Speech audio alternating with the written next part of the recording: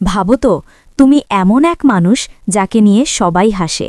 তুমি কথা বলতে গেলে মানুষ হেসে বলে, এই ছেলেটা তোতলায়। তোমার চেহারা নায়কের মতো না, শরীরও না, কণ্ঠস্বরও না। তবুও একদিন তুমি এমন কিছু করো যেটা দেখে পুরো দুনিয়া তোমার নাম মুখস্থ করে ফেলে। আজকের ভিডিওতে আমরা জানব এমন এক মানুষকে নিয়ে যিনি একটাও কথা না বলেই কোটি কোটি মানুষকে হাসিয়েছেন। হ্যাঁ, তিনি হচ্ছেন আমাদের প্রিয় মিস্টার বিন, রোয়ান অ্যাটকিনসন।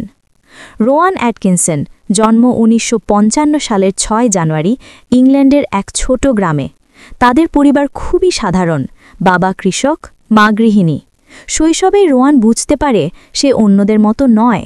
সে খুব লাজুক ছিল, কথা বললেই তোতলাত, আর এজন্য বন্ধুরা তাকে নিয়ে হাসাহাসি করত। ক্লাসে শিক্ষক প্রশ্ন করলে সে উত্তর জানলেও মুখ খুলত না, কারণ কথা বলার আগেই সবাই হাসতে শুরু করত। কিন্তু রোয়ান হার মানেনি। সে জানত তার মধ্যে কিছু আছে যা তাকে আলাদা করবে। সে ছোটবেলা থেকেই আয়নার সামনে দাঁড়িয়ে নানা রকম মুখভঙ্গি করে হাসাত। এমনকি বাড়ির সবাই বলতো, এই ছেলেটা একদিন নিশ্চয়ই কোনো কমেডিয়ান হবে। পড়াশোনায়ও রোয়ান ছিল অসাধারণ। সে নিউক্যাসল ইউনিভার্সিটি থেকে ইলেকট্রিক্যাল ইঞ্জিনিয়ারিংয়ের ডিগ্রি পায়। এরপর মাস্টার্সের জন্য ভর্তি হয় অক্সফোর্ড ইউনিভার্সিটিতে। সেখানেই তার জীবনের মোড় ঘুরে যায়। অক্সফোর্ডে পড়ার সময় সে থিয়েটারে ছোট ছোট চরিত্রে অভিনয় করতে শুরু করে, কিন্তু দুর্ভাগ্য, কথা বলার সমস্যার কারণে তাকে প্রায়ই বাদ দেওয়া হতো। লোকেরা বলতো, তুমি তো কথা বলতেই পারো না, অভিনেতা হবে কিভাবে? তখন রোয়ান একটা বড় সিদ্ধান্ত নেয়। সে ভাবল, যদি আমার কথা বলায় সমস্যা থাকে তাহলে আমি এমন এক চরিত্র বানাবো যে কথা বলবে না, কিন্তু সবাইকে হাসাবে। এই ভাবনা থেকেই জন্ম নেয় ইতিহাসের সবচেয়ে বিখ্যাত কমেডি চরিত্র মিস্টার বিন। তার বন্ধু রিচার্ড কার্টিস ও রবিন ড্রিস্কেল মিলে রোয়ানকে সাহায্য করে এই চরিত্র তৈরি করতে।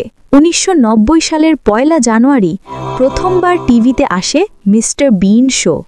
কেউই কল্পনা করতে পারেনি একজন তোতলা নায়কের মতো না দেখতে একেবারে সাধারণ একজন মানুষ পুরো বিশ্বকে হাসিয়ে কাঁদিয়ে দেবে।